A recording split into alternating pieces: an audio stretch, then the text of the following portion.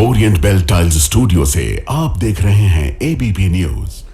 नमस्कार, मैं हूं संदीप चौधरी। आज सीधा सवाल में हम बात करने वाले हैं घुसपैठियों की, घुसपैठियों की आरएसएस यानी कि राष्ट्रीय स्वयंसेवक संघ और बीजेपी की, और आरएसएस के योगदान की आजादी में और देश की तरक्की में, विकास में। और आरएसएस पर खास तवज्जो क्यों? क्योंकि कल विजयदशमी है और 100 साल पहले 1925 में विजयदशमी के दिन ही संघ की, आरएसएस की, राष्ट्रीय स्वयंसेवक संघ की स्थापना हुई थी। वो अस्तित्व में आया था और 100 साल पूरे हो रहे हैं। तो आज प्रधानमंत्री मोदी ने आरएसएस की तो भूरी भूरी प्रशंसा की, पर पहले घुसपैठ के मुद्दे को उठाया कि देश के सामने डेमोग्राफी में बदलाव की, कुछ इलाकों में एक समुदाय क्या, मुसलमानों की तादाद बढ़ रही है, ये बहुत बड़ी समस्या है और ये घुसपैठियों से जुड़ी हुई है। ये घुसपैठिए आ रहे हैं लगातार भारत में। पर ये बताना भूल गए प्रधानमंत्री मोदी कि भाई 11 साल से सरकार किसकी है और घुसपैठ रोकना तो गृह मंत्रालय की जिम्मेदारी है। तो गृह मंत्रालय ये जिम्मेदारी पूरी तरह से निभा नहीं पा रहा है क्या? कल नई वोटर लिस्ट आई, बिहार चुनाव से ठीक पहले एसआईआर हुआ था बिहार में और बताया गया शुद्धिकरण करना है भाई, ये घुसपैठियों को हटाना है। पर कितने घुसपैठिए वोटर लिस्ट से निकाले गए ये आंकड़ा दिया ही नहीं। कल मैंने कहा था भाई प्रेस कॉन्फ्रेंस कर लो, बता दो हमें। प्रेस कॉन्फ्रेंस नहीं कर रहा है चुनाव आयोग। पर प्रधानमंत्री घुसपैठिए के मुद्दे को लगातार तवज्जो देते दिखाई दे रहे हैं। अब 30 साल पहले, 35 साल पहले एक नारा था, राम मंदिर आंदोलन परवान चढ़ा, मंदिर वहीं बनाएंगे। विपक्ष ने कहा मंदिर वहीं बनाएंगे पर तारीख नहीं बताएंगे। तारीख तो नहीं बताई पर मंदिर तो बनवा ही दिया। इस बात को डिनाई नहीं किया जा सकता। बीजेपी मंदिर बनवाने में कामयाब हो गई। सुप्रीम कोर्ट ने भी बाकायदा मंदिर आंदोलन के पक्ष में अपना फैसला भी सुनाया 2019 में। पर वो 30 साल, 3 दशक से ज्यादा का समय राजनीतिक विमर्श की धुरी बनाने में और अपनी पहुंच बढ़ाने में, रसूख बढ़ाने में बीजेपी कामयाब हुई। अब अगले 30 साल का नैरेटिव गढ़ा जा रहा है क्या घुसपैठियों का? और इसमें दिलचस्प बात यह है, बाकायदा आपके सामने मैं आंकड़े रखने वाला हूं। मंदिर वहीं बनाएंगे, तारीख नहीं बताएंगे। तारीख नहीं बताई जा रही थी। घुसपैठिया चिल्लाएंगे लेकिन आंकड़ा नहीं बताएंगे। आंकड़ा नहीं है दर्शकों, देश में कितने घुसपैठिए हैं सरकार का कोई आधिकारिक आंकड़ा नहीं है। और कितने घुसपैठिए पिछले 10 सालों में, 11 सालों में वापस भेजे गए हैं। जब वो आंकड़ा आपको बताऊंगा तो आप हक्के बक्के रह जाएंगे कि ये तो खोदा पहाड़ निकली चुहिया। आंकड़ा तो कुछ और कह रहा है और दावे बहुत बड़े बड़े किए जा रहे हैं।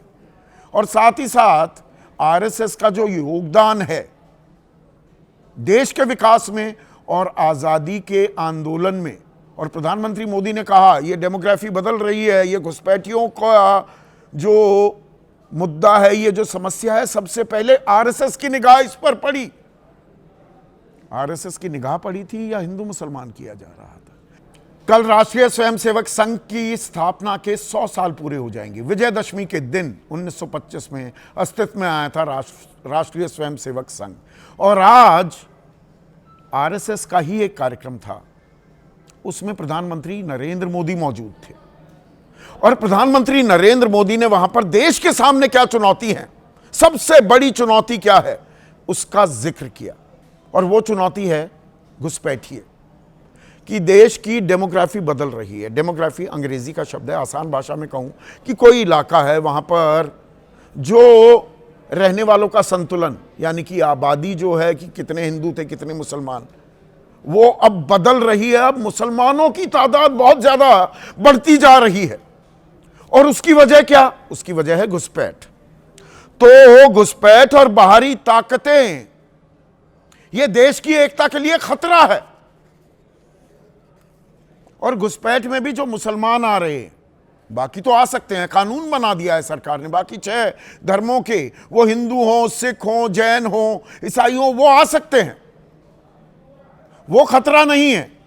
सिर्फ मुसलमान घुसपैठिए देश के लिए खतरा हैं। और प्रधानमंत्री मोदी ने कहा कि उन्हें खुशी है कि संघ ने इन चुनौतियों की पहचान की और इन चुनौतियों से निपटने के लिए एक रोड मैप भी तैयार कर लिया है। पहले ये बयान सुनिए।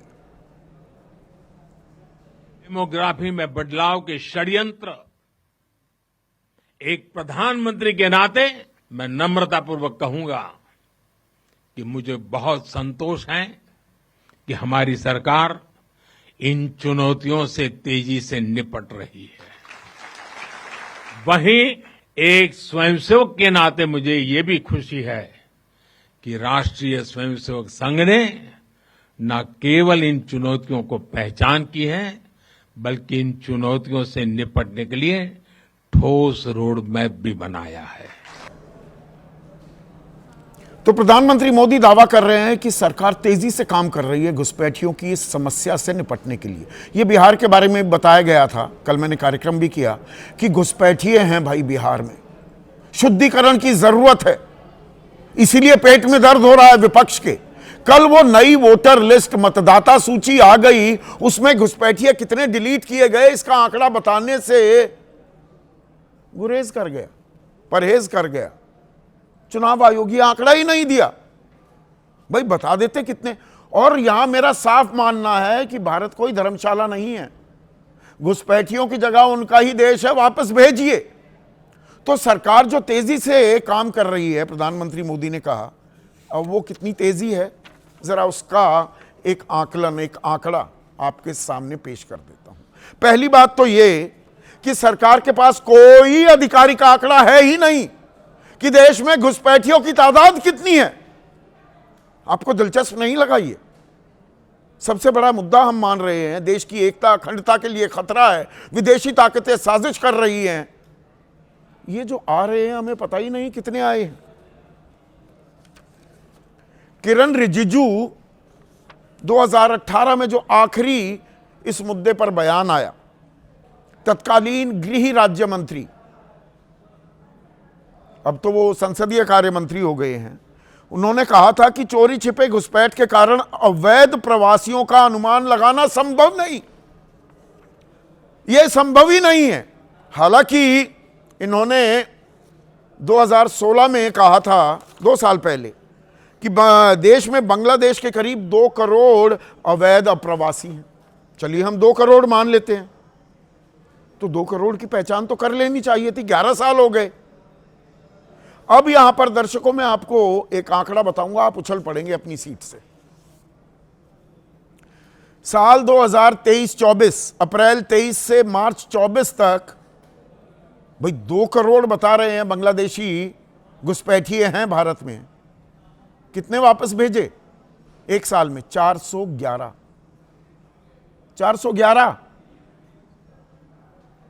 2019 में कितने भेजे?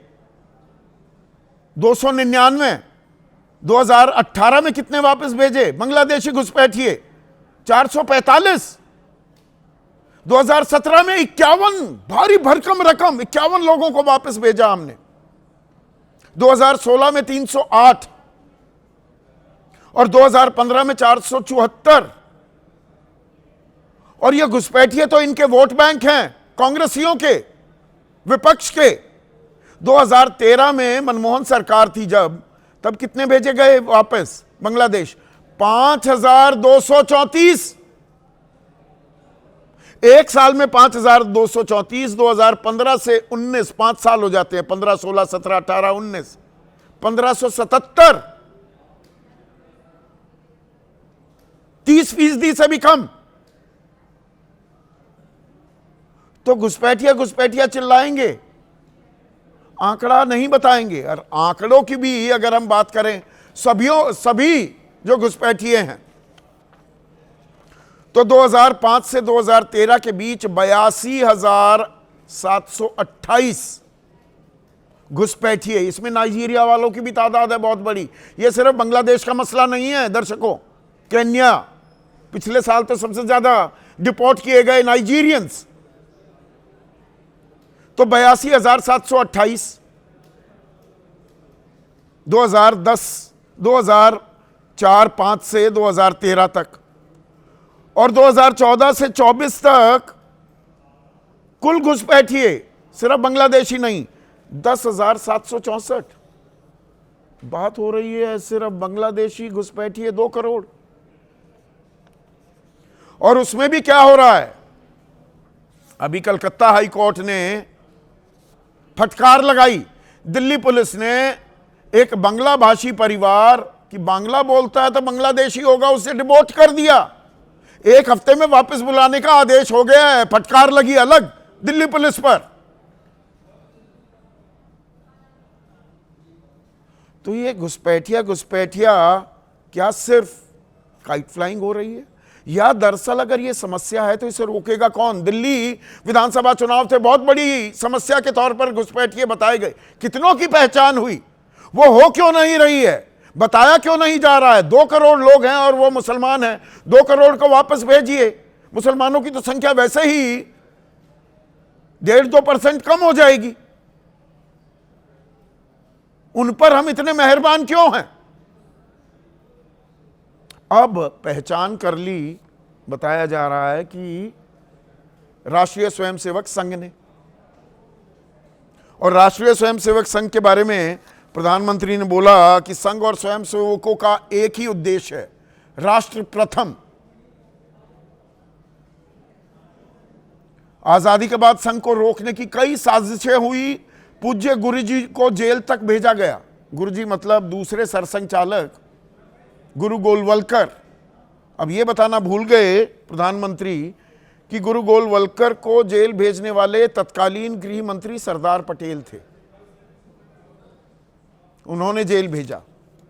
और जेल किस लिए भेजा और बैन क्यों लगाया? 3 बार बैन लग चुका है राष्ट्रीय स्वयंसेवक संघ पर, 48 में, 75 में, 1992 में।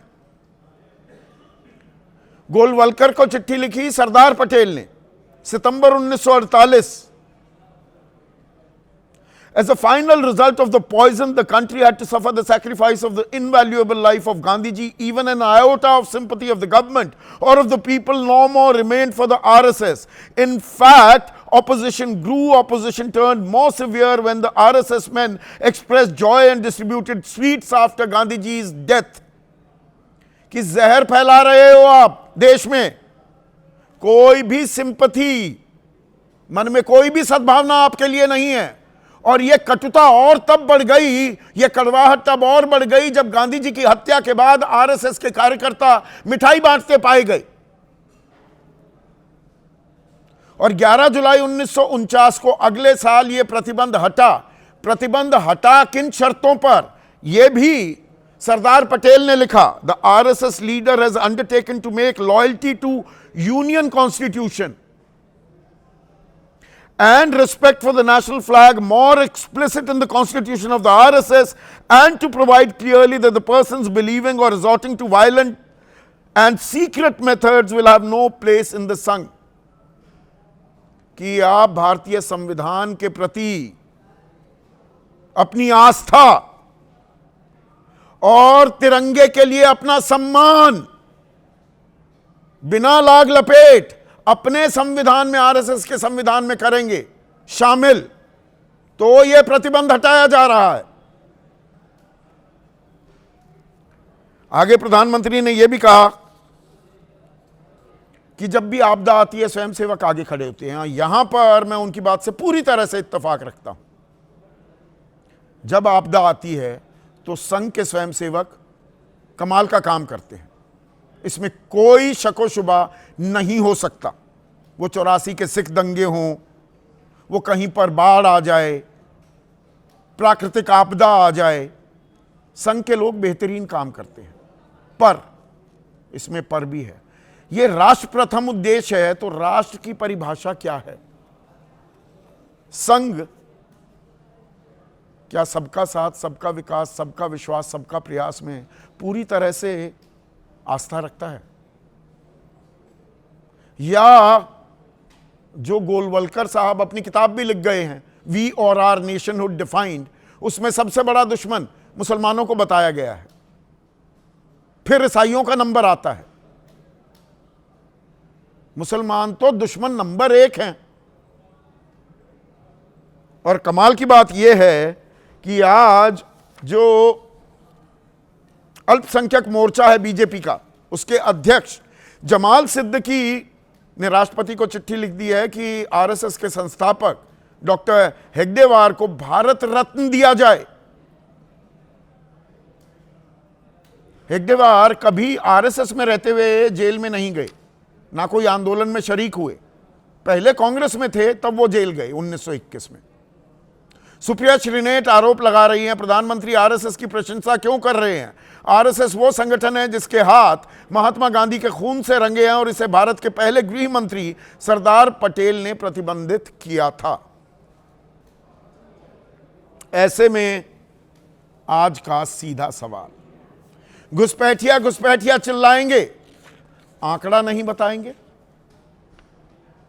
और आरएसएस के 100 साल योगदान पर बवाल, डाक टिकट भी जारी की गई, अभी आजकल कसीदे पढ़े जा रहे हैं।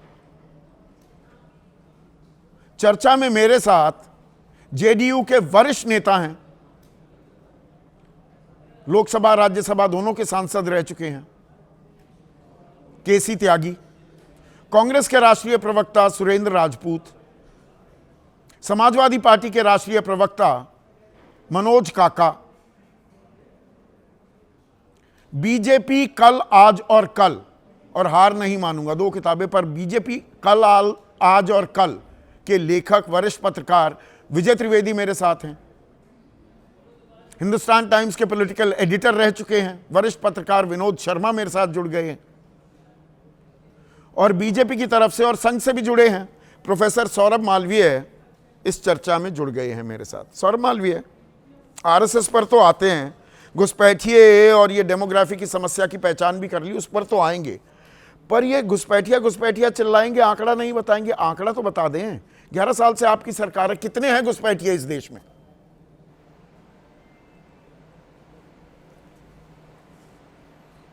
देखिए संदीप जी, आपकी पूरी बात तसल्ली से सुनने के बाद इस घुसपैठिए में यह विपक्ष की जो भाषा है, मुसलमान मुसलमान मुसलमान, वह घुसपैठी समस्या नहीं है। आंकड़ा किस रूप में आएगा, क्या होगा, देश की सुरक्षा सबसे महत्वपूर्ण है और हम भी जानते, आप भी जानते, देश भी जानता है और यह सबके सामने है कि आज घुसपैठी एक बहुत बड़ी समस्या भारत 11 साल से आपकी सरकार है, सबसे बड़ी सुरक्षा की समस्या में आपके पास आंकड़ा ही नहीं है। 11 साल से कर क्या रहे थे आप? आपके पास आंकड़ा नहीं है, किसकी जिम्मेदारी है? गृह मंत्रालय की है संदीप जी, घुसपैठ को रोकना। संदीप जी, क्या विपक्ष की मंशा है देश को गृह युद्ध में ले जाने की? क्या देश को के भीतर क्या करना चाहता है विपक्ष? अच्छा, विपक्ष बुला रहा है, न्योता दे रहा है, उनको टिकट देकर भारत में बुला रहा है इन घुसपैठियों को। सरकार क्या कर रही है? गृह मंत्रालय क्या कर रहा है? बीएसएफ क्या कर रहा है? सेना क्या कर रही है? संदीप जी, बड़े तीखे बिल्कुल सही, आपके साथ में खड़ा हूं। बहुत तीखे सवाल हैं आपके, बड़े अच्छे सवाल हैं, ये वाजिब सवाल है, लेकिन जरा सुन लीजिए, इस पूरी बात को समझने की कोशिश करिए कि विपक्ष की मनसा क्या है। पूरे समाज में, देश में कटुता पैदा करने की, पूरे देश को जलाने की, जला के क्या कहां लेके जाना चाहते हैं? अरे पहचान करिए उनको, उनके घर भेजिए। कितने लोगों को भेजा 23-24 में? 411 लोग आप पहचान कर पाए?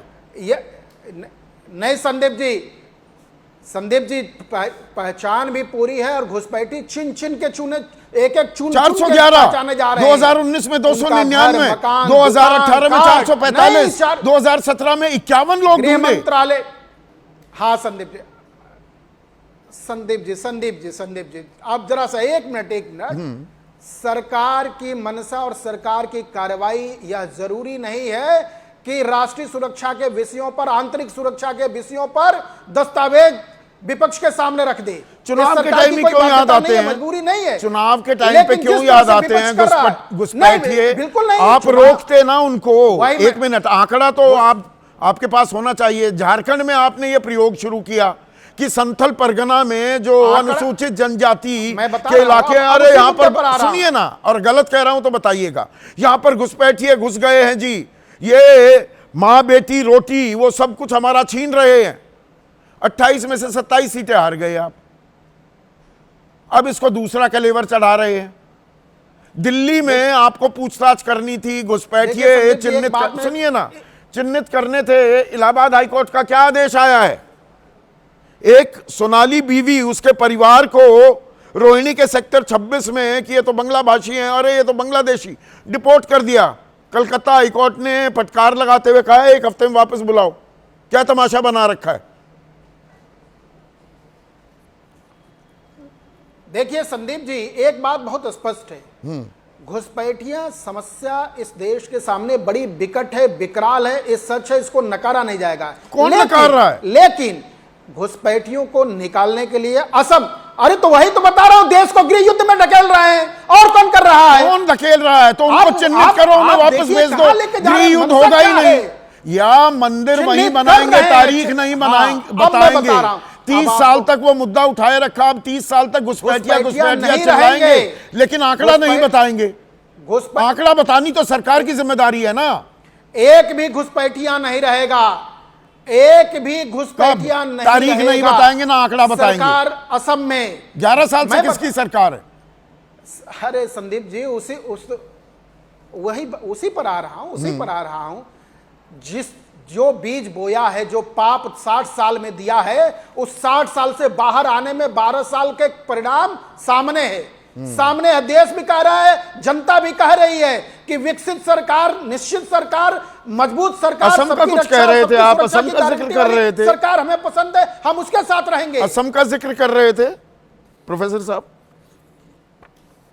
हाँ, मैं वही बता रहा हूं, मैं असम की बात। देखिए संदीप जी, घुसपैठियां कांग्रेस ने जो देन दिया है, जो विपक्ष ने दिया है, आज पूर्वोत्तर पूरा, असम पूरा, दक्षिण पूरा, झारखंड पूरा और सीमावर्ती क्षेत्र में पूरा एक बहुत विकट समस्या है। विकट समस्या है नहीं, असम पे ही रहते हैं ना। एक सेकंड प्रोफेसर साहब, आप ही की सरकार ने वहां पर एनआरसी किया। एक मिनट सुनिए ना, आप ही की सरकार ने नेशनल रजिस्टर फॉर सिटीजन्स वहां तैयार किया। देश अखिल भारतीय स्तर पर तो नहीं हो पाया, और वो जी टेस्ट केस था कि पूरे देश में करेंगे। अभी वो ठंडे बस्ते में क्यों है दर्शकों, ये मैं आपको बता देता हूं, प्रोफेसर साहब को मालूम है। नहीं, ठंडे बस्ते में नहीं है, मैं असम पर ही आ रहा हूं। सुनिए ना, आप बता दीजिएगा ठंडे बस्ते में ना हो तो। 19 लाख लोग घुसपैठिए करार हुए, उसमें 7 लाख ही मुसलमान थे। 19 लाख में से 12 लाख में से 5 लाख तो बांग्ला भाषी हिंदू थे, 2 लाख असमिया हिंदू थे, गुरखा 1.5 लाख थे, और 3.5 लाख का धर्म बताया नहीं पर वो थे हिंदू। तो इसको दबा दिया, ठंडे बस्ते में डाल दिया कि ये तो कुछ गलत कहानी निकल गई। ऐसा नहीं हुआ क्या प्रोफेसर साहब?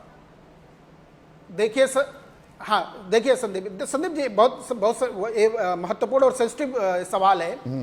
असम सरकार सक्षम सरकार है। असम सरकार ने सुनिश्चित किया है, तय किया है, और सीमावर्ती क्षेत्रों में घुसपैठियों को बाहर खदेड़ने का साहस, हिम्मत दिखा के और सीमा के अंदर प्रवेश कितने खदेड़े हैं बताइए तो। ताल छोड़ना पड़ेगा, छोड़ना पड़ेगा। अरे भाई, आक्रामक भाषा इस्तेमाल करने से नहीं होता। भेजे वापस कितने? 411 23-24 में। संदीप जी, सरकार की नीतियां जो है, सरकार की कार्यप्रणाली जो है, वह हर चीज सामने परोसने की आवश्यकता नहीं होती है। अच्छा, लेकिन सरकार चोरी छुपे भेज रहे हैं वापस, बता नहीं रहे आंकड़ा, भेज दिए हैं 2-4 लाख। नहीं, चोरी छुपे में नहीं, कह रहे हैं, ये खुल के कह रहे हैं और बता रहे हैं, वहां मजबूत सरकार है, और सरकार अपनी मंशा को स्पष्ट एक बार नहीं अनेक बार कर दी है, और ये बताई है, वहां के शासन, प्रशासन और सरकार ने, नेतृत्व ने बताया है। ठीक है सुरेंद्र राजपूत, असम में नहीं है। सुरेंद्र राजपूत, क्या आप इस बात से इनकार करेंगे, आंकड़ा ना भी आए? आंकड़ा तो आपके पास भी नहीं था, वो आपके गृह राज्य मंत्री होते थे श्री प्रकाश जायसवाल, उन्होंने 1 करोड़ 20 लाख बताया था 2004 में। फिर कभी आंकड़े मुकम्मल आते नहीं है। पर क्या घुसपैठियों की जगह है इस देश में? हमारे संसाधनों पर उनका क्या हक? वो हमारे रोजगार क्यों लेंगे, वो हमारी सुविधाएं उनका इस्तेमाल क्यों करेंगे? संदीप भाई, पहले तो मैं आपको बधाई दूं कि आपने बहुत अच्छे विषय पर ये बात रखी और ये घुसपैठ पर भी आपने जो बात रखी है वो अपने आप में अद्भुत है।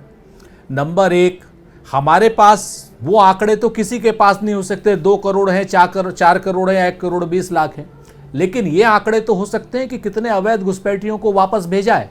हमने तो 5500 एक साल में भेजे, इन्होंने 5 साल में 1500 भेजे, अपने आप ही समझ में आ जाता है। नंबर एक। नंबर 2, बात क्या नाम थेथरई इनसे करा लीजिए, भारतीय जनता पार्टी वालों से जबान जमा खर्ची करा लीजिए, इनसे बतकही करा लीजिए, इनसे काम की बात मत करिए। काम की बात करेंगे तो ये कहेंगे कि वो वहां छुपा हुआ है, वहां पे। अरे भाई, 2 करोड़ अगर घुसपैठिए हैं और 411 आपने भेजे हैं, उससे तो कहीं ज्यादा उनके बच्चे पैदा हो गए होंगे। एक बात। नहीं, दूसरी बात, अभी जो कहते हैं ना कि नए किरदार आते जा रहे हैं, सुरेंद्र भाई इसी पर रहते हैं। एक बात, पहली बात पर ही, पर ये सिस्टम तो आपने बनाया 71 के बाद, जो ये बांग्लादेशी मुसलमान आकर बसे, उनको राशन कार्ड दे दिए, उनको प्रमाण पत्र दे दिए, वो आकर ऐसे जम गए, अब उनको निकाल पाना असंभव है। जमीन तो आपने तैयार की।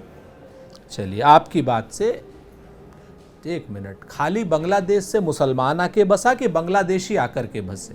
अगर बांग्लादेश में वहां पर एक मानवीय त्रासदी हुई, और जब मानवीय त्रासदी हुई तो बांग्लादेश का ब्राह्मण भी, बांग्लादेश का ठाकुर भी, मैं आपको गोरखपुर में योगी जी की जगह पे बताता हूं कि मेरे अपने परिचित हैं, 2 लोग हैं, नाम नहीं बताऊंगा, दोनों लोगों की बांग्लादेशी पंडित लड़कियों से शादी हुई है, यहां पर हुई है, ये गोरखपुर में है, ले जाकर के। मैं आपको बताऊं, अगर 1971 में मानवीय त्रासदी हुई थी तो मानवीय त्रासदी में भारत का इतिहास मानवता के लिए हमेशा उज्जवल रहा है, और उस उज्जवल इतिहास को अगर कोई आदमी मुसलमान के नाम पर या हिंदू के नाम पर या किसी कॉन्फ्लिक्ट के नाम पर कलंकित करना चाहता है तो वो पाप का भागी भी है, श्राप का भागी और नरक का भागी भी बनेगा। मैं पिछले 40 सालों का जो आंकड़ा है, 1971 का आंकड़ा और 2011 का जनगणना का आंकड़ा देखें, क्या असम में हिंदुओं की तादाद, आबादी 10% कम नहीं हो गई है, और 10% आबादी में उछाल आ गया है मुसलमानों की। चलिए, डेमोग्राफी तो बदली है ना। अगर पिछले नहीं, 1 मिनट, अगर आपकी डेमोग्राफी बदली है तो पिछले 11 साल से जो भारतीय जनता पार्टी की सरकार है वो क्या घुइयां छील रही है, आलू छील रही है? 11 साल में जो सरकार 411 घुसपैठियों को, यानी टोटल 1500 लोगों को वापस कर पाई हो, जिसमें 700 के आसपास नाइजीरियन है, 700 के आसपास नाइजीरियन है जिसमें, तो अगर 800 खाली बांग्लादेशियों को वापस कर पाई हो तो उस सरकार को तो चुल्लू भर पानी में डूब बनना चाहिए। नरेंद्र मोदी जी को इस्तीफा दे देना चाहिए, अमित शाह जी को गुजरात चले जाना चाहिए, और असम के जो मुख्यमंत्री, जो सर्वशक्तिमान मुख्यमंत्री हेमंत बिस्वा शर्मा, उनको पाकिस्तान या बांग्लादेश चला जाना चाहिए, जहां पर वो अक्सर जाते रहते हैं। ऐसे निकम्मे कायरों की सरकार जब चुनाव आता है, जहां मुस्लिम आबादी मतलब हिंदुओं से ज्यादा हो गई है, बारपेटा 75% मुस्लिम आबादी है, बोंगल गांव 50%, दरांग में 64% मुस्लिम आबादी, दुबरी में 80%, गोलपाड़ा में 58%, हैलाकांडी में 60%, करीमगंज में 57%, मोरीगांव में 53%, नागांव में 55%। ये चौंकाने वाले और परेशान करने वाले आंकड़े हैं। ये नहीं, ये बिल्कुल परेशान करने वाले नहीं है, ये भाजपा को परेशान करने वाले, भाजपा की राजनीतिक रोटियां को सेकने वाले आंकड़े हैं। मैं आपको जिम्मेवारी से कहता हूं, क्या मुसलमान देश का नागरिक नहीं है? क्या वो इंसान नहीं है? अगर वो किसी जगह पे कंडेंस रहता है तो उसको तो आप टारगेट कर दे रहे हैं। जिस जगह पे अन्य धर्म के लोग कंडेंस रहते हैं, जैसे अमृतसर में सिख भाई कंडेंस रहते हैं, तो आप उनको क्यों नहीं टारगेट कर रहे? जैसे दिल्ली में हमारे सनातन धर्मी कंडेंस रहते हैं, लखनऊ में गोमती नगर में कंडेंस रहते हैं हिंदू पॉपुलेशन, उसको तो आप टारगेट, वो तो देशद्रोही नहीं है। सिर्फ मुसलमान ही आप घुसपैठिया बताएंगे? ये शर्म की बात है देश के लिए। देश में ऐसा विमर्श दुनिया में हमारी नाक को भी और आंख को भी, दोनों को शर्मसार करता है। मैं आपको जिम्मेवारी से कहता हूं, इस तरीके की बहस बंद होनी चाहिए, और यही बहस ऐसी है जिसने लद्दाख में हमारे जो देशभक्त लद्दाखी आदिवासी उनको गोली से भी मारा। घुसपैठियों की समस्या की पहचान सबसे पहले आरएसएस ने की, यह भी आज दावा किया है प्रधानमंत्री मोदी ने। प्रधानमंत्री मोदी ने जो दावे किए वो झूठ का पुलिंदा है। आरएसएस ने तो एक ही चीज का दावा कि आरएसएस के पास एक ना नल ना नील ना कोल ना भील ना दलित ना आदिवासी, एक अध्यक्ष उसका नहीं है आरएसएस प्रमुख। ना महिला कोई आरएसएस का प्रमुख जो है आज तक बनी है। वो आरएसएस जो 1942 में स्वतंत्रता संग्राम सेनानियों को पिटवाने का काम करता था। आरएसएस के अगर आप इतिहास को देखोगे तो आरएसएस को यही इसी नरेंद्र मोदी जी ने कहा था, दुनिया की एक एनजीओ के लिए आप इतना ज्यादा लहालोट हुए जा रहे हैं, चूंकि आप 75 साल के हो गए। वो जिस आरएसएस ने आज तक एक काम नहीं किया, और आरएसएस की राजनीतिक या आरएसएस की संवैधानिक हैसियत क्या है जो ये कहे कि डेमोग्राफी चेंज हो रही है। आरएसएस जो आपदा होती है, प्राकृतिक आपदा हो गई, कोई बाढ़ हो गई, 84 के सिख दंगे थे, आरएसएस समाज सेवा के कई काम तो उनके बहुत सराहनीय हैं। क्या आप ये बात नहीं मानेंगे? एक मिनट, आरएसएस के भी कई काम बहुत सराहनीय है, जमायते उलमा हिंद के भी कई काम सराहनीय है, चर्च के भी कई काम सराहनीय है। सबकी प्रशंसा होनी चाहिए ना। यहां पर हम प्रशंसा को थोड़ी रोक रहे हैं। अगर आरएसएस ने कोई अच्छा काम किया प्रशंसा कीजिए, लेकिन अगर आरएसएस का इतिहास अंग्रेजों के साथ गद्दारी का है, गद्दारी अगर अंग्रेजों से मिलकर के उन्होंने की तो वो बात भी तो आएगी। श्यामा प्रसाद मुखर्जी ने अगर हमारे स्वतंत्रता संग्राम सेनानियों को लाठियों से पिटवाया है तो वो भी तो बात आएगी ना। अगर आरएसएस का काम बाढ़ का अच्छा है तो अंग्रेजों को भगाने में जो आरएसएस का शर्मनाक काम है वो भी तो सामने आएगा ना। और आरएसएस एक एनजीओ है, नरेंद्र मोदी जी कहते हैं, और एक एनजीओ के 100 साल हो रहे हैं, और वो एनजीओ जिस एनजीओ ने आज तक कोई भी संवैधानिक काम नहीं, तिरंगे को जलाने का काम आरएसएस ने किया, देश के संविधान को जलाने का काम आरएसएस ने किया, अपने मुख्यालय पे अब तक झंडा फहराने के 55 साल नहीं फहराते, एक भी संघ की शाखा में तिरंगा झंडा नहीं फहराया जाता। और हिंदू मुसलमान मंदिर मस्जिद, हर मस्जिद के नीचे मंदिर खोजना, हर मजार पर भगवा झंडा रहलाना, ये आरएसएस के काम है। अगर उन्होंने प्यासों को पानी पिला दिया, उसकी तो सब जगह बम बम हो रही है, लेकिन उसने जो देश का विभाजन किया है, उसकी जो विभाजनकारी नीतियां हैं, उस पर कोई चर्चा करने को तैयार नहीं। और डेमोग्राफी का पैमाना आरएसएस के पास क्या है? ठीक है, पर यहां पर जो सुरेंद्र राजपूत कह रहे हैं, केसी त्यागी साहब, प्रधानमंत्री मोदी तो बोले कि संघ और स्वयंसेवकों का एक ही उद्देश्य है, राष्ट्र प्रथम। ये कह रहे हैं देश को बांट रहे हैं आरएसएस। आपकी राय क्या है? सुरेंद्र जी, मेरे 52 साल का जो राजनीतिक जीवन है उसका बड़ा हिस्सा समाजवादी आंदोलन के नेता और कार्यकर्ताओं के साथ गुजरा है, और इत्तेफाक से उसका बड़ा समय कांग्रेस विरोध की राजनीति का हिस्सा रहा है। मैं सबसे पहला आंदोलन मेरा 67 में था, मैं स्टूडेंट था। अंग्रेजी में काम ना होगा, फिर से देश गुलाम ना होगा, तो विद्यार्थी परिषद और युवजन सभा, उसमें ना तो यूथ कांग्रेस के लोग थे ना मेरे कम्युनिस्ट मित्र थे। मैं बहुत विनम्रता के साथ 2-3 चीज़ें बगैर इंटरप्शन के कहूँ। एक तो कांग्रेस जो है 140 साल की हो गई, कम्युनिस्ट पार्टी आज 100 साल की हो गई, आरएसएस 100 साल की होगी, और मेरा समाजवादी आंदोलन भी आज 90 साल का हो गया। तो मैं सुरेंद्र जी के साथ ही संबंध करता हूँ, उसके विरुद्ध टिप्पणी नहीं कर रहा।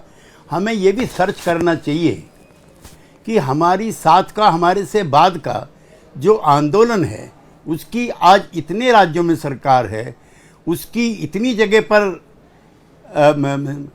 सरकारें चल रही हैं राज्यों में, उसमें दिल्ली में उनके एमपी हैं। और मैं अपने आंदोलन को भी कहना चाहता हूँ कि मैं श्रेष्ठ आंदोलन मानता हूँ आर्थिक सामाजिक परिवर्तन का समाजवादी आंदोलन, जो गांधी की विरासत समेटे हुए है, लोहिया की है, जेपी की है, नरेंद्र देव की है, वगैरह वगैरह, इतने महान पुरुषों की। अब जो आपने जो सवाल उठाए हैं, इसमें मैं एक चीज़ और कहना चाहता हूं, चूँकि मैं जेल में भी लंबा मेरा समय गुजरा इनके साथ, मैंने ज़्यादातर चुनाव लड़े एनडीए के कैंडिडेट के रूप में। मैं समाजवादी पार्टी काका जी के, उनके नेता मुलायम सिंह जी के भी साथ रहा। कई सवालों पर हम असहज भी हुए, कई सवालों पर हमारी असहमति भी रही, कई सवालों पर हम उनसे अलग भी रहे। लेकिन एक चीज़ मैं बहुत विनम्रता के साथ कहना चाहता हूं, और कोई मेरी विचारों में बदलाव आया मैं ऐसा नहीं मानता। मैं अब भी आपसे कह रहा हूं कि जिस दिन आर्टिकल 370 समाप्त हुआ था, नीतीश कुमार के नेतृत्व वाले जनता दल ने सदन का बहिष्कार भी किया था। कई बार हम पर हमारे नहीं, मैं सीधा सवाल पूछ रहा हूं ना त्यागी साहब, राष्ट्र प्रथम उद्देश्य है या राष्ट्र की परिभाषा भी तो देखनी पड़ेगी। राष्ट्र किसे मानते हैं? क्या मुसलमानों को राष्ट्र का हिस्सा मानने को तैयार है आरएसएस? अभी भी संविधान को संविधान नहीं मानने को तैयार थे, तिरंगे को राष्ट्र ध्वज के तौर पर मानने को तैयार नहीं था। सरदार पटेल ने क्या क्या आरोप लगाए थे, अब उस बात को मैं अगली नजरअंदाज बार- किया जा सकता है या वो छिपाई जा सकती हैं क्या बातें? मैं संदीप जी उसी प्रसंग पर आ रहा था जिसका आपने जिक्र किया। जो गतिशीलता है समाज की, उसका कुछ असर संघ पर भी है। जैसे तिरंगा यात्रा कल से निकल रही है, देश की अब तक की, या तो 47 में निकली होगी या कल निकलेगी तिरंगा यात्रा। वो आप कह रहे कि तिरंगे को नहीं मानते थे, वो आप जो हैं महात्मा गांधी की हत्या के आरोप में संघ पे प्रतिबंध लगा, जिसका आपने उल्लेख किया। जो प्रार्थना सभा होती है आरएसएस की, उसमें आजकल गांधी जी का स्मरण होता है। डॉक्टर अंबेडकर, जिसने कहा था हिंदू धर्म में पैदा होना मेरे बस की नहीं था, लेकिन मैं मरूंगा नहीं, उस डॉक्टर अंबेडकर का जिक्र प्रधानमंत्री अपने हर वक्तव्य में करते हैं। आरक्षण को लेकर के समाजवादियों का बहुत कड़ा तकरार था संघ के साथियों से, बीजेपी के साथियों से। मोहन भागवत ने कहा कि जब तक समाज में सामाजिक ये राजनीतिक असमानता मजबूरी है, तब तक आरक्षण ये की राजनीतिक नीति जारी मजबूरी रहे। है या वैचारिक बदलाव भी आ रहा है? जो भी नहीं, हाथी के दांत खाने की ओर दिखाने की ओर ये भी हो सकता है ना। मानता हूं कि समाज गतिशील है, समाज संदीप जी, गतिशील है। संदीप तो जी, इसमें ये जो मैं बदलाव है- सर केसी त्यागी साहब, फिर समाज गतिशील है तो ये जो घुसपैठिए की समस्या है, घुसपैठिया मैं मानता हूं कि बहुत बड़ी समस्या है देश के सामने, और किसी घुसपैठिए का हमारे संसाधनों पर वो हक जताए, ये नाकाबिले बर्दाश्त होना चाहिए। पर घुसपैठिया चिल्लाएंगे और जी पहचान कर ली थी संघ ने भी, आंकड़ा क्यों नहीं बताया जा रहा? कल वो वोटर लिस्ट भी आ गई आपके शासित बिहार की, उसमें कितने घुसपैठिए थे ये नहीं बताया चुनाव आयोग ने।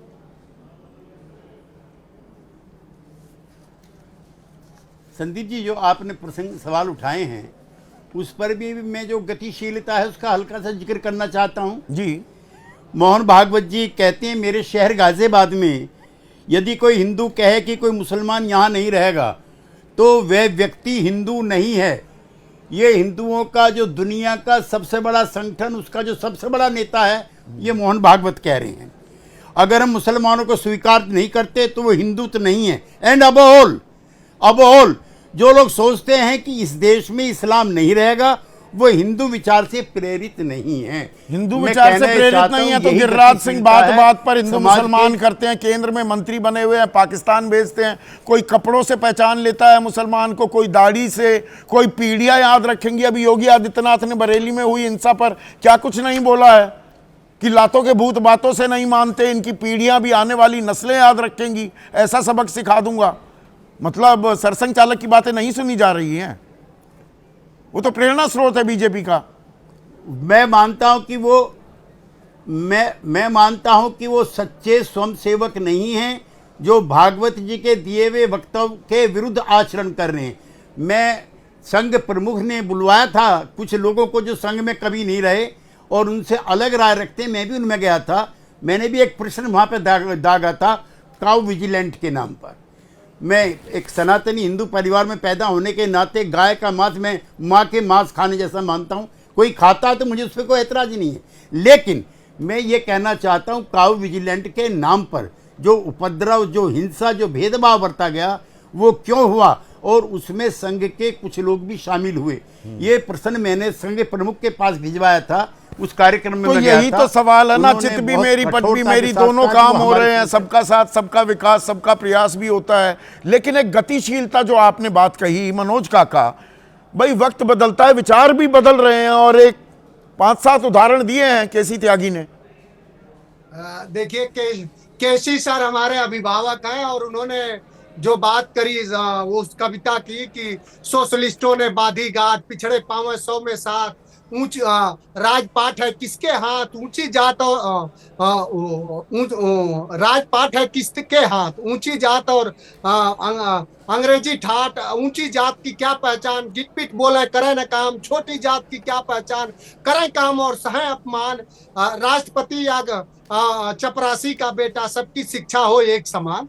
ये बहुत बार इस देश के सदन में गाया गया। देखिए, तो आरएसएस के बारे में पूरा देश और दुनिया जानता है, कि आरएसएस अपने प्रारंभ काल से ही 1925 से ही आरएसएस ने हमेशा इस देश में कभी भी इस देश के राजनीतिक लड़ाई के साथ नहीं था।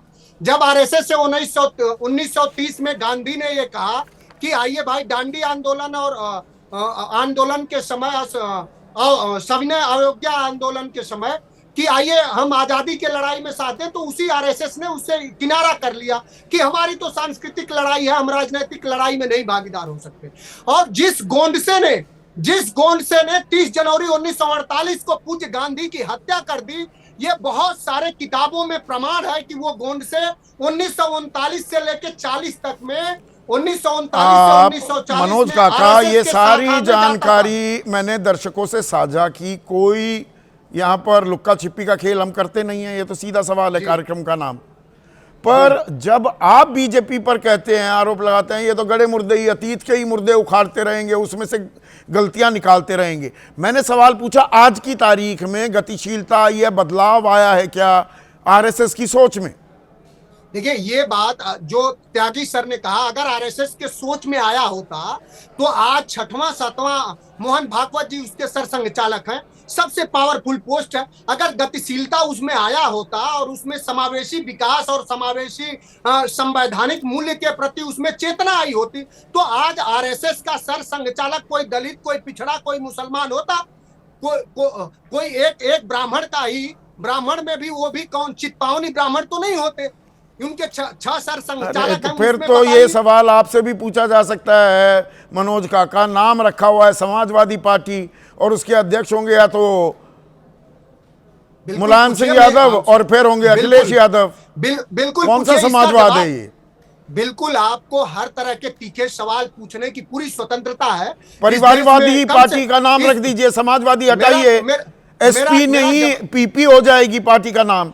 मेरा जवाब तो लीजिए साहब जी। इस देश में आप जैसे राजीव प्रताप सिंह, अभी जो उत्तराखंड का एक युवा साथी था, उसकी बर्बर हत्या कर दी गई सिर्फ सरकार से सवाल पूछने के लिए। आप जैसे पत्रकार हैं, अभी मिर्जापुर में एक नमक भात का एक पत्रकार ने सवाल दे दिया तो योगी सरकार ने जेल। हमारे यहाँ जो अध्यक्ष का चयन होता है वो चुनाव पर होता है, और जिस दिन समाजवादी पार्टी का कार्यकर्ता, देश भर का वर्कर, डेलीगेट जिसको चाहेगा उसको अध्यक्ष बना देगा, ये हमारे संविधान में है। अभी अखिलेश यादव जी चुनाव से कोई नामित नहीं होते, उनका चयन होता है। हमारा संविधान पढ़िए, देखिए, ये समाजवादी पार्टी में अभी पाल समाज के अध्यक्ष हैं, इससे पहले पटेल समाज के अध्यक्ष थे, प्रदेश अध्यक्ष थे। और आपको वो भी दिन देखने को मिलेगा कि राष्ट्रीय अध्यक्ष भी कोई। यहाँ पर सुबीर कुमार हमारे दर्शक हैं, वो कह रहे हैं कि सरकार किसानों तक खाद तो पहुंचा नहीं पा रही, घुसपैठियों को क्या पकड़ेगी? सरकार, ये वो सरकार है, किसानों को न डीएपी मिल रही है। अभी देखिए, खरीफ की पूरी फसल चली गई, रबी के फसल की बुआई आएगी, फिर जायद की। किसान को खाद मिल नहीं रही है, और झूठे सरकार यहाँ छापा वहां छापा, खाद के लाइन में लग करके किसानों की जान चली गई कई जगह। तो पर बात फिर से वही घुसपैठियों की करते हैं, और आपने गृह मंत्रालय भी कवर किया है विनोद शर्मा, जिम्मेदारी सरकार की है और 11 साल हो गए इस सरकार को। अब यह बताया जा रहा है कि भाई घुसपैठिया सबसे बड़ी समस्या है देश की, और समस्या तो है, पर आंकड़ा हमारे पास नहीं है। ये किस तरह का राजनीतिक विमर्श है? समस्या का आयाम समझाएं, ये बताएं कि कौन सा जो प्रांत है सबसे ज्यादा इंपैक्टेड है, ये बताएं कि कौन से लोग हैं जो घुसपैठ में आ गए हैं। बांग्लादेशी आए हैं, पाकिस्तानी आए हैं, कौन आए हैं? अफगान आए हैं, कौन आए? म्यांमारीज आए हैं, कौन आए? रोहिंग्या आए हैं, कौन आए? देखिए, ये टिपिकल डिसइंफॉर्मेशन का तरीका होता है। इंपीरिकल डेटा नहीं देंगे आपको, कोई भी साइंटिफिक डेटा आपको नहीं देंगे, होता ही नहीं है उनके पास। देखिए, बदकिस्मती क्या है कि राष्ट्रीय स्वयं सेवक संघ और गतिशीलता वगैरह की मेरे मित्र, परम मित्र त्यागी जी ने बात की। त्यागी जी आजकल बहुत गदगद हो जाते हैं, बात करते नहीं है वैसे उनके बारे में, वैसे ऐसे करनी चाहिए उनको। अगर इन पे बात करवानी हो तो यशवंत सिन्हा से बात करवाओ। नहीं, यहाँ पर एक सवाल आया, एक सेकंड विनोद, बड़ा अहम सवाल है। विकास चौधरी हैं इंदौर वासी, वो कह रहे हैं अगर आरएसएस की सोच में बदलाव आया होता तो हर शाखा में हिंदुओं के साथ मुसलमान भी हिस्सा लेते। एक अल्पसंख्यक मोर्चा तो बना लिया, वो उसके अलावा कुछ नहीं। अरे 75 साल की उम्र पे तो टिके नहीं, बोल के चुप हो गए।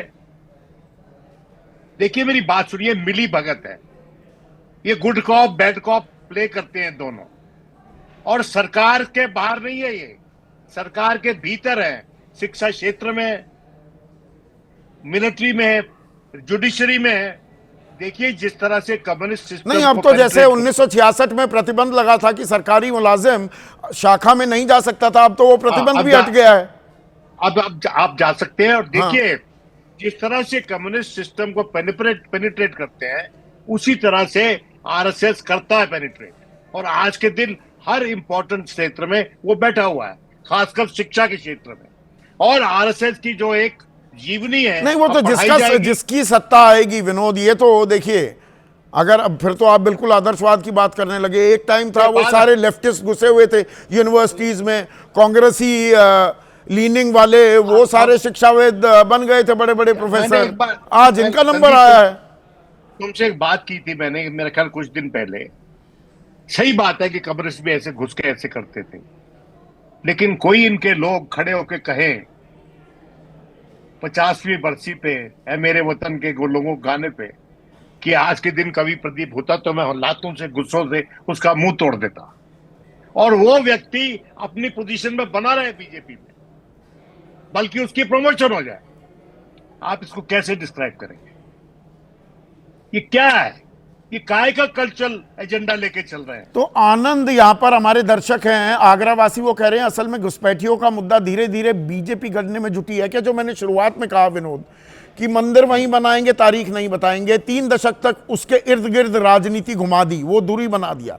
अब घुसपैठिया आने वाली राजनीति का धुरी बन गया है क्या घुसपैठिए का मुद्दा? धुरी तो ये कोशिश कर रहे हैं बनाने की, हाँ, लेकिन अगर पकड़ेंगे नहीं, आंकड़े नहीं देंगे और कुछ मजबूत पत्रकार इसमें बहस करवाते रहेंगे, तो फिर तो एजेंडा नहीं चलेगा इनका। एजेंडा नहीं चलेगा या एजेंडा सेट हो रहा है? विजय, आपने क्योंकि बीजेपी को इतना क्लोजली ट्रैक किया है, कल आज और कल आपकी किताब है, बेहतरीन किताब है। नहीं, मुद्दा क्या है संदीप जी, घुसपैठिए का मुद्दा लगातार हो रहा है, लेकिन क्या सरकार कोई कार्रवाई कर रही है इस पर? ये आपका बड़ा मुद्दा होना चाहिए, जिस पर हम लोग चर्चा कर रहे हैं। बेसिक बात ये है, और उस पर कोई नतीजा नहीं है फैक्ट्स फिगर्स में। केसी त्यागी साहब हम सब लोगों के बड़े मित्र हैं, हमसे तो सीनियर ही लोग हैं, उन्होंने सही बात कही कि आरएसएस में गतिशीलता है। गतिशीलता तो त्यागी साहब में भी है। 79 में तो वही विरोध कर रहे थे जनता पार्टी सरकार में ड्यूअल मेंबरशिप का। हाँ, तो भाई आप जनता पार्टी का भी हिस्सा, आप आरएसएस का भी हिस्सा, नहीं चलेगा। त्यागी साहब उसमें शामिल थे, चौधरी चरण सिंह के साथ। और मनोज काका साहब को भी पता होना चाहिए कि 5 दिसंबर 1989 को जब मुलायम सिंह ने शपथ ली मुख्यमंत्री पद की, तो बीजेपी के साथ समर्थन से ली थी। तो वो सरकारों में बनने के लिए कब कब गतिशीलता, अलग शब्द, गतिशीलता समय के साथ जुड़ी हुई है कि कब आपको क्या जरूरत है, क्या जरूरत नहीं है। मुद्दा यह कि घुसपैठियों को मैं आजकल कहता हूँ कि टूरिस्ट हैं वो, जैसे कुछ पॉलिटिकल टूरिस्ट हैं हमारे, ऐसे ही घुसपैठिए टूरिस्ट है। अभी झारखंड में थे वो, उससे पहले हरियाणा में थे, उससे पहले दिल्ली में थे, अब आजकल वो बिहार में है। दिल्ली में तो मतलब दिल्ली तो टेस्ट केस बन सकता है ना। नहीं, मैं ये दिल्ली के अंदर पहचान करना, उनको डिपोर्ट करना सबसे आसान सर, मेरा निवेदन यह है कि अब वो बिहार में चल रहे हैं, तो अब ये 6 महीने बचे हैं जब घुसपैठिए खत्म हो जाएंगे, क्योंकि बंगाल में, असम में, तमिलनाडु में, केरल में इलेक्शन खत्म हुए तो फिर खत्म हो जाएंगे। अब झारखंड पे तो बात नहीं कर रहे ना सौरभ जी घुसपैठियों की। तो घुसपैठिए हमारे पॉलिटिकल टूरिस्ट हैं, जहां जहां चुनाव होते हैं वहां आप उस मुद्दे को ले जाइए और काम उस पर मत कीजिए। पर इस बार जितना जोर डल रहा है ये नैरेटिव गढ़ने, इसे एक बड़ा मुद्दा बनाने की अब कोशिश हो रही है। बड़ी नहीं, उससे बड़ा मुद्दा तो प्रधानमंत्री जी ने खुद ने कह दिया कि अब डेमोग्राफिक मिशन बना रहे हैं। डेमोग्राफिक मिशन, तो मुझे लगता है उससे उम्मीद करनी चाहिए कि डेमोग्राफिक मिशन एक एक्शन एग्जीक्यूशन लेवल पर कोई बड़ा प्लान होगा जिसको लेकर सरकार काम करे। और मुझे नहीं लगता कि देश में कोई भी विरोध कर रहा है घुसपैठियों को लेकर। चंदन झा हमारे दर्शक है मुंबई वासी, वो कह रहे हैं क्या घुसपैठिया वाला नैरेटिव 2029 के लिए है या फिर वोट चोरी और परिसीमन के मुद्दे को दबाने के लिए? घुसपैठियों पर यदि वो सरकार काम करना चाहती है तो वो काम करेगी और पता पड़ जाएगा कौन कौन विरोध कर रहा है, तो उनको एक्सपोज कर दें। अभी तो देश में शायद कोई कह नहीं रहा कि भाई नहीं, घुसपैठियों- शुद्धता की दुहाई दी जा रही थी कि नई वोटर लिस्ट आएगी, शुद्धता जरूरी है। उसमें घुसपैठिए कितने निकाले बताया नहीं, ना प्रेस कॉन्फ्रेंस की। लेकिन उसमें कैसे बताएगा चुनाव आयोग? चुनाव आयोग के पास तो ये अधिकार नहीं है ना कि वो ये बताए कि पर यही तो घुसपैठी है। बताया जा रहा था लगातार, हमें पिछले 3.5 महीने से यही समझाने की कोशिश हो और रही हो थी। सकता है वो जो 3,66,000 अयोग्य, हाँ, ये वही थे। और वो 3 नहीं, लाख वो कह हो रहे सकते थे हैं, मुझे कि नहीं पता। हमारे आधार को पहचान नहीं माना या हमारे दस्तावेज को मान्य नहीं माना गया है। लेकिन अब बीजेपी के लिए घुसपैठिया बड़ा मुद्दा है। मैं समझता हूँ उसको और बड़ा मुद्दा बना सकते हैं जब वो उस पर एग्जीक्यूशन पर आ जाए कि सरकार की क्या नीति है घुसपैठियों के खिलाफ। राजेंद्र खुरपा हैं, पर वो ये सवाल पूछ रहे हैं अगर घुसपैठ हो रही है तो किसकी गलती है? वो कांग्रेस की 2014 से पहले ही हुई या 2014 से अब 11 साल से तो आपकी सर, सरकार है। श्री जो हमारे थे जायसवाल साहब, उन्होंने बताया 1,20,00,000 1 करोड़ 20 लाख अब 2004 में, 2000 और 2016 में वे 2 करोड़ 2 बोला। करोड़ हो गए और किरण अभी रिजिजू फिगर ने नहीं है। 18 में तो बोला इसका- पता ही नहीं हमें। और इसका मतलब लगातार घुसपैठ हो रही है ना। पोरस बॉर्डर्स हैं, बंगाल है, असम है और जगह पर, तो वो सब सरकारें कर रही हैं। मैं कह रहा हूँ उसको रोकने और उनको डिपोर्ट करने के लिए सरकार नहीं, का वो तो उसके लिए तो हमारे पास ये 19 लाख का सीधे सीधे आंकड़ा आ गया था। असम में उनको कर देते डिपोर्ट, पर उसमें कहानी थोड़ी ट्विस्ट आ गया आप तो- कि 19 लाख में 7 लाख ही मुसलमान निकले। घुसपैठियों को, हाँ, फिर आप कहानी को अलग से करें। घुसपैठिए का मतलब मुसलमान, बाकी 12 लाख को नहीं करना था वो डिपोर्ट। शायद सौरभ जी को पता होगा वो 19 लाख का क्या हुआ वो तो एनआरसी हो गई थी उस पर। तो हाँ, एनआरसी हुई थी, क्या हुआ उसके बाद? ठंडे बस्ते में चला गया। अब चुनाव हो रहे हैं, असम में चुनाव आने वाले हैं और अभी तो उनका प्याज खाने का मौसम भी चल रहा है मुख्यमंत्री जी का, ज्यादा प्याज खाने का। हाँ। तो इस दौरान क्या होता है घुसपैठियों को लेकर? तो ये विशुद्ध राजनीति हो रही है। दरअसल हमारे पास कोई रोड मैप है क्या? घुसपैठिए भाई, हमारे दे आर आज की तारीख पैरासाइट्स में ना, मुझे कोई road map हमारे नहीं लिए तो लगता। परजीवी है ना, वो बिल्कुल। हमारे संसाधनों पर पल मैं रहे यही कह हैं। रहा हूँ कि उन लोगों को एक्सपोज करें कि भाई जो कहे कि ये घुसपैठियों के खिलाफ है, सभी लोग कह रहे हैं ना घुसपैठियों के खिलाफ हैं हम लोग, तो उसको कोई समर्थन तो नहीं कर रहा। तो फिर सरकार को सबको साथ लेकर, जो कि सरकार का नारा भी सबका साथ सबका का, तो सबको साथ लेकर घुसपैठियों के लिए एक रोड मैप बनाया जाए। तो रोड मैप बनेगा क्या? उसके लिए आंकड़े होने चाहिए, पहचान होनी चाहिए। 411 लोगों को वापस भेज कर ताल ठोकी जाए, उससे क्या काम चलेगा? और मैं साफ मानता हूं घुसपैठिए यहाँ पर जो प्रताड़ित हैं वो अलग हो जाते हैं। विशुद्ध घुसपैठियों की मैं बात कर रहा हूं, वो पैरासाइट्स हैं, परजीवी हैं। हमारे देश में पहले ही रोजगार का संकट है, पहले ही यहाँ पर आम आदमी की आमदनी, उस पर लगातार दबाव बन रहा है। कोई और हमारा हक मार ले, ये तो नाकाबिले बर्दाश्त होगा। पर कोई रोड मैप देगा, उसके लिए आंकड़ा भी देना होगा। या घुसपैठिए घुसपैठिए चिल्लाएंगे, आंकड़ा नहीं बताएंगे।